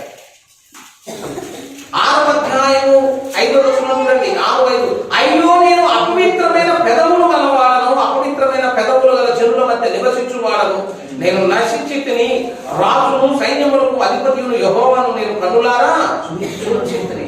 యేసును చూడకముందు, సింహాసనం మీద దేవుని చూడకముందు ఉన్నటువంటి మాటలు ఏంటంటే వాడు తప్పు అని అందరు తప్పులు చెప్పింటారు. 5 అధ్యాయాలు యెషయా నేర్పిన నేరాలు కనబడతాయి. ఇశ్రాయేలు మంచిగా లేరు, వాళ్ళు పాపులు అనే ఆ మాటలన్నీ వచ్చినాయి. ఎప్పుడైతే అత్యున్నత సింహాసనం ముందు ప్రభు ఆసీనుడై ఉంటే యెషయా చూచాడు, ఏమైపోయింది తెలుసా? దేవుని చూడగానే యెషయాకి జనుల పాపాలు కనిపించట్లేదు. ఎవరి పాపాలు కనిపిస్తున్నట? నా పాపాలు కనిపిస్తున్నాయి. అయ్యో, నేను అపవిత్రమైన పెదవులు గల మనుష్యులను, అపవిత్రమైన పెదవులు గల జనుల మధ్య నేను నివసించుచున్నా. చెప్తున్నా, దేవుణ్ణి చూస్తేనేమో నీ లోపాలు కనిపిస్తాయి, మనుషులను చూసినానుకో మనుషుల లోపాలు కనిపిస్తాయి. యెషయా దేవుణ్ణి చూశాడు, అప్పుడు ఆయన లోపాలు కనిపిస్తున్నాయి. బట్ అన్ని నుంచి నొప్పుకుంటావు. ఆ మనస్సు రావాలి. ఏం చెప్తున్నా, దేవుణ్ణి కన్నులతో చూసిన తర్వాత నీ లోపమే నీకు కనబడుతుంది. యెహోవా దగ్గర దేవుణ్ణి చూసినాడు, చూడగానే తర్వాత చెమటలు తెలిసే ఏశావు, నా ప్రభువా నీ కటాక్షము నా ఎడల చూపుము అన్నాడు. ప్రభువు అంటే అర్థం ఏంటో తెలుసా? నువ్వే నాకు దేవుడు అని అంటున్నాడు. అప్పుడే మోసం చేసి పారిపోయావు. ఒక రాత్రే దేవుడు పాదాలు పట్టి పెరుగులాడిన తర్వాత అదే అని ఏమంటాడు? ఇప్పుడు ప్రభువా అని పిలుస్తున్నాడు, ప్రభువా అని పిలుస్తున్నాడు. అననీయ అనేవాడు ఒకడు ఉన్నాడు, మొత్తం అపోస్తుల కార్యంలో ఉంటాడు. సౌలు ప్రార్థన చేస్తూ ఉన్నాడు, పౌరులాగా మార్చబడ్డాడు. అననీయ ప్రార్థన గదిలో దేవుడు వచ్చి సౌలు గురించి మాట్లాడుతుంటే అననీయ లేదు, అతడు చాలా కార్యక్రమాలు చేస్తున్నాడు క్రైస్తవానికి. అప్పుడు దేవుడు ఏమన్నా తెలుసా? అతడు నేను ఏర్పరచుకున్న సాధనమై ఉన్నాడు అనగానే అననీయ పౌలుని ఎదుర్కొన్న తర్వాత అననీయ పిలిచిన పిలుపు ఏదో తెలుసా? సౌల సహోదరుడా అని పిలుచుకున్నాడు. అప్పటిదాకా పౌలు అంటే మంచి అభిప్రాయం లేదు, కానీ దేవుడితో మాట్లాడిన తర్వాత అదే సౌలు సహోదరుడు అయ్యాడు. అప్పటిదాకా యెషయాకి మంచి అభిప్రాయం లేదు, కానీ దేవుడు చూసిన తర్వాత నేను పాపని గుర్తుపట్టగలిగాడు. మనుషుల వైపు చూస్తేనేమో మనుషుల పాపాలు నీకు కనబడతాయి. అసలు అదే పనులతో నువ్వు ఒకసారి దేవుడు చూడగలిగితే నీ లోపాలు నీకు కనబడతాయి, నీకు కనబడతాయి. ఆ దేవుణ్ణి చూసినటువంటి కన్నులు రావాలంటే సాధన కావాలని చెప్తున్నాను. కొన్నిసార్లు గుడ్డివాడైనట్టు ఉండాలి, కొన్నిసార్లు అవయవాలు పని చేయనట్టు ఉండాలి. అసలు శరీర దౌర్బల్యము అనే ఒక పదం ఉందండి. ఇప్పుడు మీకు జ్ఞానేంద్రియాలు ఉంటాయి కదా, ఈ జ్ఞానేంద్రియాలకు కొంత పరిమితి ఉంటుంది. ఈ పరిమితి ఉన్న కారణాన్ని బట్టి మనం కొద్దిగా ఇబ్బంది పడుతున్నాం. మనకి కన్ను కనబడితే కానీ చీకట్లో మన కన్ను కనబడి, మన చెవులు కొన్ని వినపడితే కానీ కొన్ని శబ్దాలు మన చెవులకు వినిపించవు. మనం కొంతవరకు మాట్లాడగలుగుతున్నాం, కొన్ని విషయాలు మనం మాట్లాడలేవు. అసలు పరలోకంలో ఒక భాష ఉంటుంది, ఒక స్వరం ఉంటుంది. ఆ పదాలు మనం ఉచ్చరించలేమని చెప్తున్నారు. పౌలు అన్నటువంటి మాట 3వ ఆకాశానికి వెళ్తే ఆయన అన్న మాట తెలుసా? అసలు ఉచ్చరింప శక్యము కానీ కొన్ని పదాలు ఉన్నాయి. ఇప్పుడు ఏదో ఒక మాట నువ్వు చెప్తే నేను కనీసం దానికి సగం చెప్పలేదని, కానీ ఆ పదాలు వినపడుతున్నాయి కానీ అవి పలకటానికి రావట్లేదు. అట్లాంటి పదాలు మనం ఏమనుకుంటే ఇంకా ఇంప్రూవ్ చేసుకోవాలనుకుంటాం, ఇంకా ఇంప్రూవ్ చేసుకోవాలని ప్రయత్నం చేస్తాం. చూపు ఇంప్రూవ్ కావాలి, చెవులు ఇంప్రూవ్ కావాలి, పెదాలు ఇంప్రూవ్ కావాలని ప్రయత్నం చేస్తాం. సాధకం చేసుకోవడానికి నువ్వు చాలా ఇబ్బంది పడుతున్నావు కదా. అసలు భూమి మీద నీకు దేవుడు ఇచ్చినటువంటి ఆశీర్వాదం ఏంటంటే జ్ఞానేంద్రియం లేదు చెప్తున్నారు. జ్ఞానేంద్రియాలతో గొప్ప పనులు చేయొచ్చు, కానీ సమస్య ఏంటంటే ఈ జ్ఞానేంద్రియాలు దేవుడు వాడుకుంటే అద్భుతాలు జరుగుతాయి. ఈ కన్నులతోటి దేవుడు చూడగలిగితే అద్భుతాలు జరుగుతాయి. కానీ సృష్టిలో చాలా జీవరాశులకు జ్ఞానేంద్రియాలు సంపూర్ణంగా పనిచేయవు. కావాలంటే జంతువులను చూసుకోవాలి, వాటిలో కొన్ని మేజర్ పార్ట్స్ ఉంటాయంటే ఆ మేజర్ పార్ట్స్ బలంగా పనిచేస్తూ ఉంటాయి, బలంగా పనిచేస్తాయి. ఉదాహరణకు ఇప్పుడు ప్రపంచాన్ని ఒలికిస్తున్నటువంటి సమస్య స్థూలకాయ. స్థూలకాయ ఎందుకు పోతుందంటే మన నాలుగు చక్కగా ఉండక ఇదంతా సమస్య.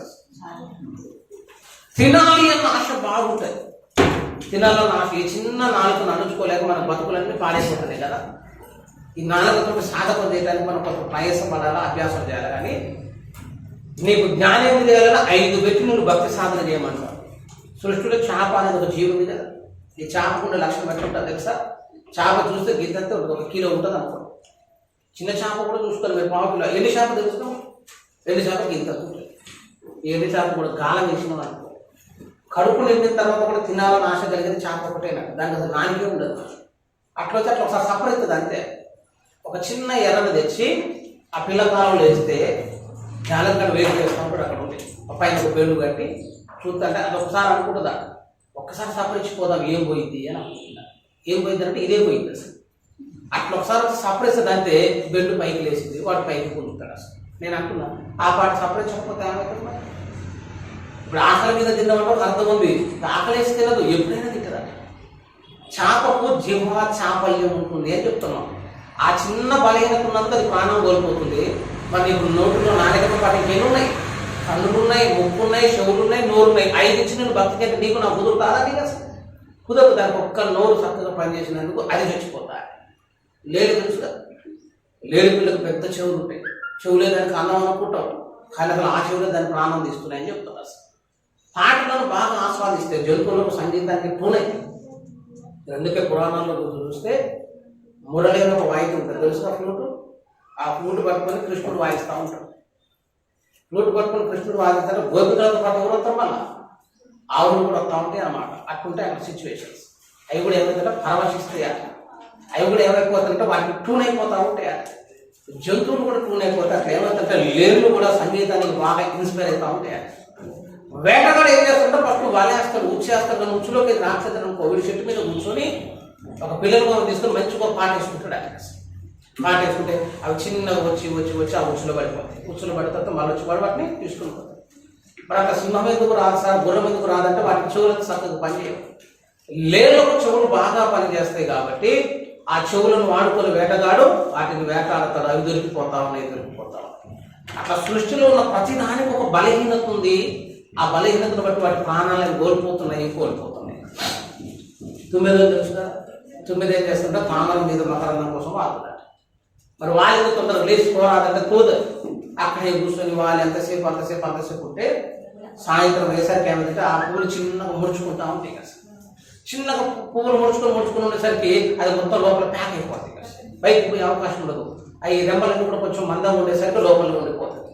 అనుకుంటుంది అన్నమాట, తెల్లారంగా లేచి వెళ్ళిపోదాం, ఇంటికి పోయి చేసే ఘనకార్యాలు ఏమున్నాయని అది లోపల ఓపిక పడదాం అనుకునేసరికి కొద్దిసేపు కాగానే సాయంకాలం కాగానే చిన్నగా నీళ్లు తాగడానికి ఏనుగులు వస్తాయి. ఏనుగు నీళ్లు తాగాలంటే మనం ఎరిగించదు, అటు ఇటు చెత్త దొరుకుతాం కదా. అది కూడా ఏం చేస్తుంటే తొండంతో అటు ఇటు అని చెప్పేసి అక్కడ ఉన్నటువంటి 4 పువ్వులు గట్టి తీసి నేల తీసి పారుతాడు. అసలు అప్పుడే వెళ్ళిపోతే గోళకు ఉండేదా? పువ్వుల్లోనేమో 9 ఆగిపోయినాయి, 9 దొరికి చంపేస్తా ఉండే. మరి ఎందుకు కొద్దిసేపు లేవచ్చు కదా అంటే ఆ మకరందాన్ని ఆస్వాదించే విధానం మీద అక్కడే స్పెండ్ చేసుకుంటున్నదాన్ని. ఏనుగులను పట్టుకోవాలన్న పెద్ద కష్టమైన ముచ్చటేం కాదు. ఆడ ఏనుగు స్పర్శ తగిలితే చాలంటే మగ ఏనుగు దాన్ని వెనక తగిలిపోయిందండి. స్పర్శ ఒకసారి అనుకోకుండా ఒక ఆడేనుగు తగిలింది అనుకో, ఇది ఎమ్మటి టర్న్ అయిపోతాడు. శరీరము అణుచుకోలేదు, ఒకటి కన్ను అణుచుకోలేదు. దీపం పురుగు ఉందనుకో, మీరు చూడండి, దీపం పురుగులు కనపడుతుంటే దీపం వెలిగితే అసలు అదంతా జాగ కాదా, అదంతా తిరగకుండా ఆ దీపం చుట్టూ తిరిగి పట్టుకొని పడుతుంది. ఎందుకంటే అది ఏదో విలువైన అనుకుంటుంది, దాని దగ్గరకు వస్తుంది, దాన్నే తినాలనుకుంటుంది, ఒకేసారి కింద రాస్తాం. కళ్ళు చూపు బాగుంటుందా, ఏనుకేమో చర్మం బాగా పనిచేస్తూ ఉంటుంది, చాపకేమో నోరు బాగా పనిచేస్తూ ఉంటుంది, లేలకేమో చెవులు బాగా పనిచేస్తాయి. ఇవన్నీ ఒక్కొక్కటి పనిచేసినందుకే అన్ని సాగు దాకా పోతా ఉంటే అన్ని కలిపి నీకు పెట్టి డిప్టీ వస్తుంది. కళ్ళు కనబడుతున్నాయి పెట్టంటే మస్తు కనబడుతున్నాయి అన్న. అట్లా కనబడే కదా అప్పుడు పండు చూసేది, అట్లా కనబడే కదా దాని మీద వచ్చే పాటు చూసేది, అట్లా కనబడి కానీ అనార్థం జరిగింది. అసలు కన్నులే చక్కగా కలియకపోతే లోపల చూసే కళ్ళే. కన్ను మంచిగా కనబడుతుందంటే అది ఆశీర్వాదమే. కానీ దేవుడు చూసే కన్నులు తెచ్చుకోవడానికి ప్రయత్నం చేయాలని చెప్తున్నారు. ఈ జ్ఞానేంద్రియాల ద్వారా నువ్వు ఈరోబడతావు ఎక్కడికంటే నరకంలోకి నిన్ను తీసుకుపోతాయి అని చెప్తున్నాను. ఏ అవయవాలను దేవుడు మేలు కొరకు చేసిండో అదే అవయవాలను దుష్టుడు వాడుకుంటాడు. ఇప్పుడు నోరు అంటే మనకు చాలా చిన్నది, కానీ బైబిల్ చెప్తుంది నోరు అగ్ని వంటిది అని చెప్పబడ్డాడు. నాలుకయే అగ్ని మొత్తం దగలబెట్టేస్తుంది. సాధకం కాదని, కానీ సాధకము చేయబడిన జ్ఞానేంద్రియాలు కావాలి, సాధకము చేయబడిన నాలుక కావాలి. నీ కన్నులకు సాధన, నీ నాలుకకు సాధన, నీ పెదాలకు సాధన, నీ చెవులకు సాధన, వీటన్నింటిలో భక్తి చేస్తే అప్పుడు దాన్ని దైవ భక్తి సాధన అని చెప్పాల్సి ఉంటాయి. ఇప్పుడు నీ కన్ను ఎంత ఏం చెప్పు, నాకు పండగ బట్టలు కొన్నా కూడా కలర్ నచ్చలేదు అన్నం అనుకుంటే నువ్వు లోబడ్డట, మరి ఏదో కూడా గట్టి పొరాతే అట్లా ఉండదు సార్. సంవత్సరానికి ఒకసారి అంటే ఇప్పుడు నువ్వు కన్ను చెప్పినట్టు విన్నట్టే ఏం చెప్తున్నావు. నువ్వు కన్ను చెప్పినట్టు నువ్వు వినుడుగా ఎట్లా ఉండాలి? నువ్వు చెప్పినట్టే నీ కన్ను వినాలి, అర్థమైందా? కొన్ని మాటలు వినపడతా ఉంటాయి, అప్పుడు చెవిటి వాడైనట్టు నువ్వు ఉండాలి. కొన్ని సమయంలో నువ్వు మాట్లాడకూడదు, అట్లాంటి టైంలో నువ్వు మౌనివై మూగి వాడైనట్టు ఉండాలి. ఈ సాధన కావాలి అని చెప్తున్నా. ఇది రావాలి నేను చెప్తున్నా. అసలు నీకు ఈ లక్షణాలు ఉంటే నీతో గొడవ పెట్టుకోలేడు అని చెప్తున్నా. గొడవ పెట్టుకుంటాడు ఇక చాలా మంది దూషించారు, ద్వేషించారు అని అంటావు. అప్పుడు కొన్నిసార్లు చెవిటోడు పోయినా, కొన్నిసార్లు గుడ్డోడు పోయినా, ఇంకేం సమస్య వచ్చింది? అసలు ఇబ్బంది అయింది. ఏం ఇబ్బంది రాదు. దైవభక్తి సాధన అంటే దేవుడిచ్చిన జ్ఞానేంద్రియ జ్ఞానేంద్రియాలతోటి సాధన చేసి పడిపోయే అవకాశాలు ఉన్నా కూడా వాటన్నిటిని జయించి అంతవరకు వాటిని పని చేయనట్టు అనుభవంలోకి తీసుకుపోతే ఒక రోజు వచ్చినాక ఏమైపోతుందంటే ఆ అవయవాలన్నీ నీకు లోబడినట్టుగా దేవుడు కృప చూపిస్తారని చెప్తాం. ఈ దేహమంతా నీకు లోబడుతుంది. అలా లోబడుచుకొని సాధన చేసిన వాడే అపోస్తుడైన పౌలు. 1 కొరింథీ 9:20 అంటాడు, ఇతరులకు ప్రకటించిన తర్వాత నేను భ్రష్టుడనైపోదునేమో అని నా శరీరమును నేను నలుగగొట్టుకొని దానిని లోబరుచుకొనుచున్నాను. ఈ జ్ఞానేంద్రియాలు నీ మాట వినాలనంటే నువ్వు ఉపవాసంలోకి వస్తే నీ మాటకు లోబడతాయి. ఉపవాసం ఉన్నాను కను చక్కగా పనిచేయదు, ఉపవాసం ఉంటే నోరు చక్కగా పనిచేయదు, ఉపవాసం ఉంటే చెవు చక్కగా పనిచేయదు. లోపల హృదయంలో ఒక భయం ఉన్న కారణాన్ని బట్టి ఇవన్నీ ఆటోమేటిక్గా దానికి లోబడతా ఉంటాయి. అట్లా సాధన కావాలి అంటే ప్రార్థన గదిలోనికి రావాలి, సాధన కావాలంటే ఉపవాస గదిలోనికి రావాలి, సాధన కావాలంటే దైవ సన్నిధిలోనికి రావాలి. ఇటువంటి సాధనము చేయబడిన స్థితిలో నీ ఆత్మీయ జీవితాన్ని కట్టుకోవాలి.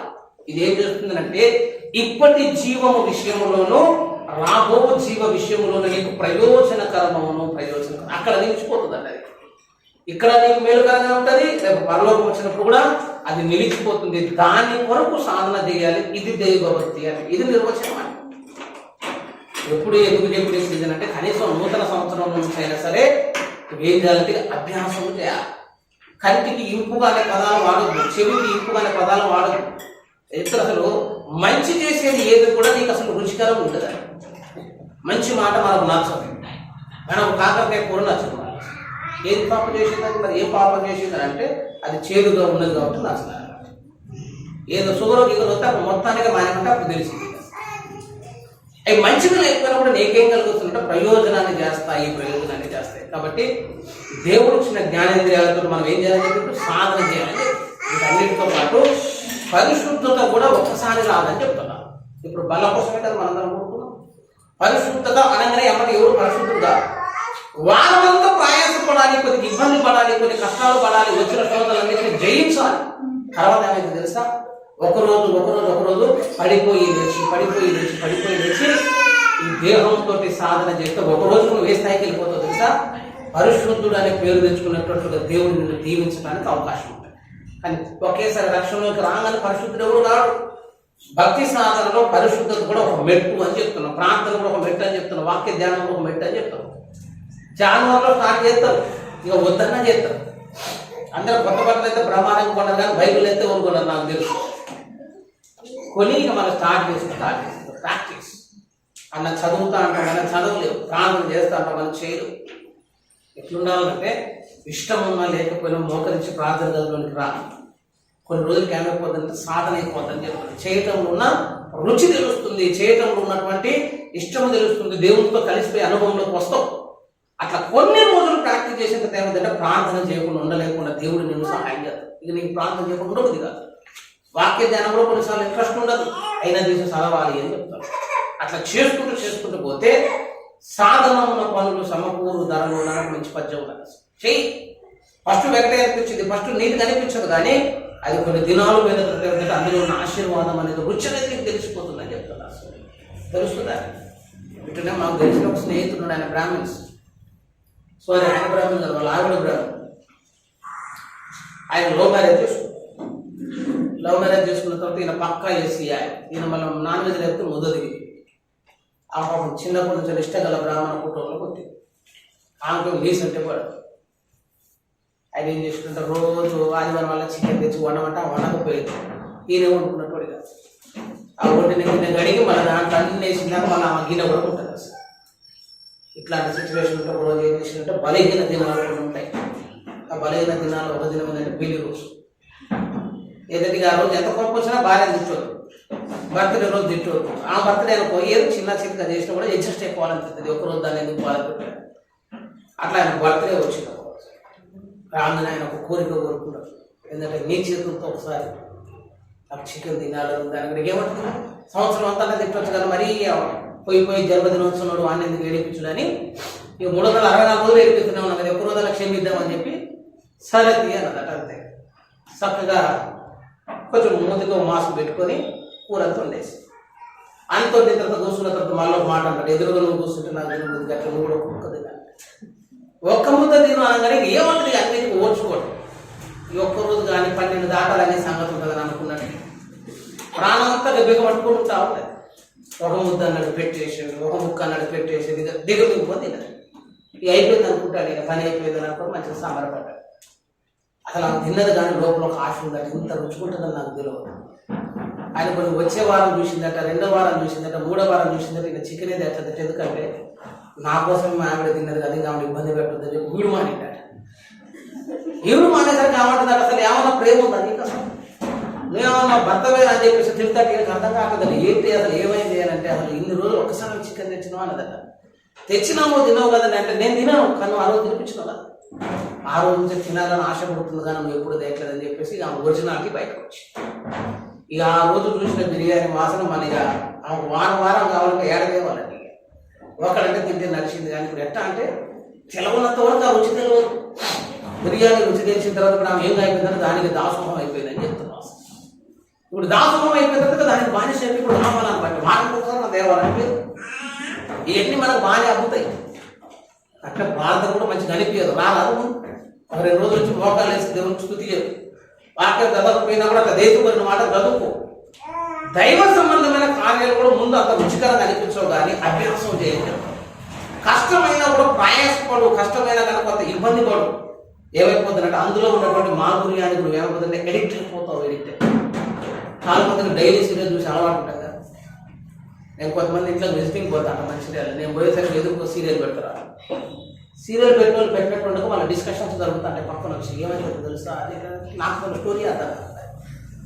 నేను అడిగేది అసలు ఆమె ఎవరు అని అడిగితే వాడేదో చెప్తాను. ఆమెను వెళ్ళాము వీడు వాడు అంటే వీడు వేరే వాడు బాగా ఎంత డిస్కస్ చేస్తే అసలు అంతా కన్ఫ్యూజ్ అయిపోతాను. అసలు ఇదేం సినిమా రా బాబు, ఎవడింట్లో ఎవరు లేవు, ఎవరిదేదో జరుగుతుంది తర్వాత నీకు ఎట్లా అర్థమవుతుంది అంటే అన్న నీకు ఇట్లా అర్థం కాదు అంటే ఎందుకు కాదు అంటే 5 సంవత్సరాలు అర్థం 5 years నుంచి నడుస్తుందట. ఇప్పుడు నువ్వు ఇట్లా జాయిన్ అర్థమే నచ్చుతుంది. పోవడం క్యారెక్టర్లను ఎట్లా అర్థమైతే నీకు ఎట్లా ఎక్స్ప్లెయిన్ చేయాలి? 5 సంవత్సరాల నుంచి స్టోరీ అంతా నీకు తెలియదు. ఇప్పుడు నాకు చెప్పు ఎట్లా చెప్తావు కుదరదు అన్నమాట. ఏదనుకుంటే మరి అంత లాంగ్ మనకు అర్థం కావట్లేదు కానీ దాన్ని కరెక్ట్గా మళ్ళీ ఒక 2-3 నెలలు చూసినామనుకో క్యారెక్టర్లు ఏమైపోతుంది మళ్ళీ అర్థమైపోతుంది. చాలా మంది ఏంటంటే అసలు సీరియల్ ఎందుకు చూస్తున్నారో ఒక 5 పరిశోధన చేద్దాం అనుకున్నాడు. అసలు నా సంఘం ఎందుకు దీనికి ఎడిక్ట్ అయిపోయింది, ఎందుకు ఇంత బలహీనంగా ఉన్నారు, అందులో ఉన్న మర్మం ఏంటి, మాధుర్యం ఏంటి తెలుసుకుందని చెప్పి ఈయన పరిశోధనాత్మకంగా సీరియల్ చూసుకుంటూ ఈయన కూడా డైలీ సీరియల్కి అలవాటు అయ్యాడు. ఏంటంటే అది పాతాళం అని చెప్తున్నాను. ఆడికి పోతే అది మింగేసిందట. ఇటు వచ్చుడుగా దాని గురించి నీకెందుకు పోయేటోడికి గుర్తుకు రారాటే ఎందుకు చూస్తాడు సరికి ఈయనకి అసలు క్యారెక్టర్లు అర్థమైపోతాయి. అర్థమైపోయి హార్ట్ బీట్ పెరిగిపోతా ఉంది, చేతులు అనుకుంటా ఉన్నాడు.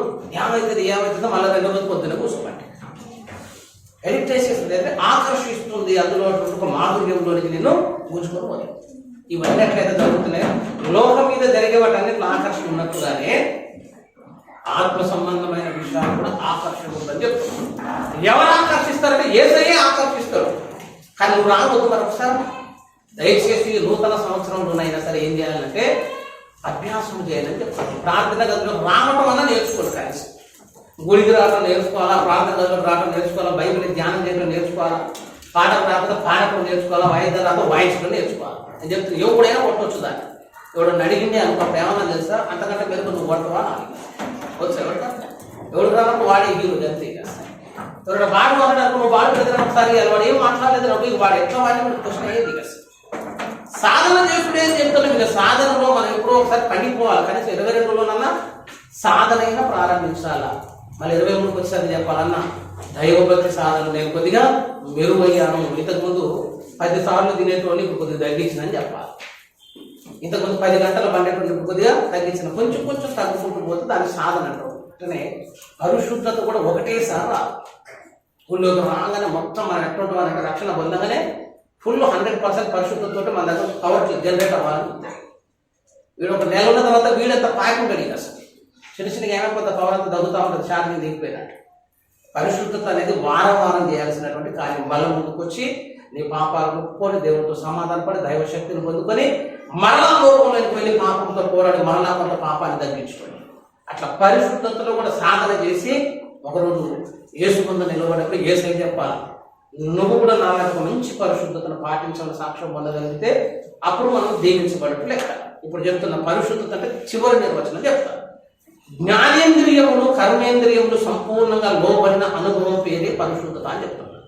నీ కన్ను నీకు లోబడకుండా నువ్వు పరిశుద్ధుడవు కావు, నీ ముక్కు నీకు లోబడకుండా పరిశుద్ధుడవు కావు, నీ చెవులకు నువ్వు లోబడకుండా పరిశుద్ధుడవు కావు. ఇచ్చినటువంటి అవయవాలను ఏం కావాలా?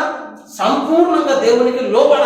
నీ కన్ను నీ మాటినాల, చెవు నీ మాటినాల, అసలు నీ దేహమంతా నీ మాటిని పాపము జోలికి పోకుండా నిన్ను నువ్వు కట్టుకోగలిగిన స్థితి వస్తుంది. చూసారు? ఆ స్థితి దేవుడు పెట్టే పేరు ఏంటంటే పరిశుద్ధుడు అని అర్థం. మనం ఏమంటారంటే అన్న అంత బరాబర్ ఉంది, కానీ ఒక నోరు ఒకటే అదుపులో కదన్నా.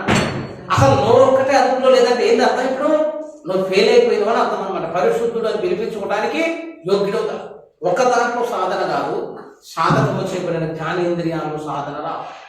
అందులో అన్నిటిలో విజయం సాధించినప్పుడే నువ్వు పరిశుద్ధుడు అనే పేరుకు యోగ్యుడు అవుతావు. క్రైస్తవుడు అంటే పరిశుద్ధుడు, క్రైస్తవుడు అంటే సాధకుడు చేయబడిన జ్ఞానేంద్రియాలు గలవాడు. పరిశుద్ధుడు అంటే యేసునాథుడు ఆయన పోలికలోనికి మార్చబడటాన్ని దైవభక్తి సాధన అంటారు. దాన్ని ఏం చేయాలా? సాధన చేయాలి. అప్పుడు రాబో లోకములు కూడా అది నీకు ప్రయోజనం అవుతుంది, నిలిచిపోతుంది. దేవుడి దగ్గర బహుమానం పొందడానికి యోగ్యులం అవుతాం అన్నమాట. చక్కని ధన్యత దేవుడు మనకు అనుగ్రహించును కాక. రండి మనం ప్రార్థన చేసుకుంటాం.